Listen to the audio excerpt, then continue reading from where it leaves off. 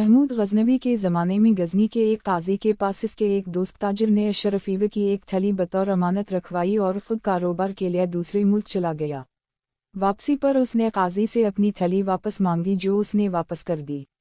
ताजिर तसल्ली करके थैली ले गया। घर जाकर उसने थैली खोली तो अशरफीवे की बजाय इसमें तांबे के सिक्के थे। इसने काजी के पास आकर कहा, इसमें जो अशरफियत थी वो कहाँ गई?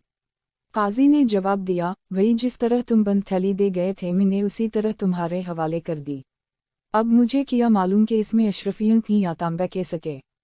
ताजिर फरियाद लेकर सुल्तान महमूद गजनवी के पास गया और सारा वाक़या सुल्तान को सुना दी। सुल्तान समझ गया कि ताजिर सच कहता है, लेकिन इसका कोई जवाब ना था कि बंद थैली में अशरफीवे के बजाय तांबे के सिक्के कैसे चले गए। सुल्तान ने कहा कि तुम ये थैली मेरे पास रहने दो और इंसाफ करने का कोई तरीका सोचने के लिए मुझे कुछ दिन का वक्त दो। ताजिर ने वो थैली सुल्तान के हवाले की और खुद चला गई। सुल्तान ने कुछ देर और फिर अपने खंजर से उस कालीन को एक तरफ से काट दिया जो तख्त पर बिछा हुआ था और इसके फौरन बाद हुक्म दिया कि हम शिकार को जाएंगे। चुनूचे सुल्तान पर रवाना हो गया।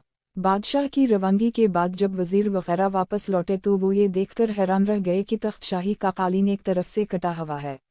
सब सोचने लगे कि अब क्या की जाए। शिकार से वापसी पर 3 दिन के बाद जब सुल्तान को ये पता चलेगा कि कालीन कट गया है तो खुदा जाने किस किस की शामत आए। वो ये बात सोच ही रहे थे कि उनमें से एक बोल उठा, अरे यार, क्यों फिक्र करते हो? अहमद फौगर को बुला लो, इसको ऐसा बना देगा कि बादशाह के फरिश्तों को भी खबर न होगी कि कभी कालीन कटा था। चुनूचे अहमद रफूगर को बुलाकर इससे कहा गया कि जिस कदर जल्द हो सके कालीन की इस तरह मरम्मत कर दूं कि कोई ये ना जान सके कि उसे रफू किया गया है। अहमद रफूगर ने ये काम 2 दिन में मुकम्मल कर दी। तीसरे दिन सुल्तान शिकार से वापस आया तो उसने कालीन की सही सलामत पाया। बादशाह खुद ये ना जान सका कि उसे कहाँ से रफू किया गया है। सुल्तान ने अपने वजीरों से कहा कि यह कालीन काट कर मरम्मत कराया गया है।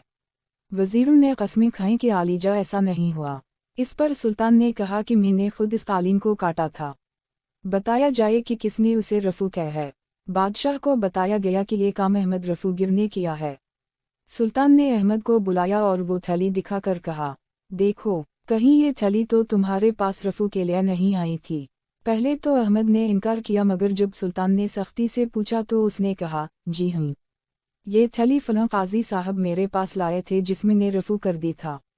बादशाह ने उसी वक्त काजी को बुलाया और कहा कि ताजिर की अशरफियत फौरन वापस कर दूं वरना तुम्हें सख्त सजा दी जाएगी। आखिर काजी ने वो अशरफियत लौकर बादशाह के सामने पेश कर दी जो बादशाह ने ताजिर के हवाले कर दी।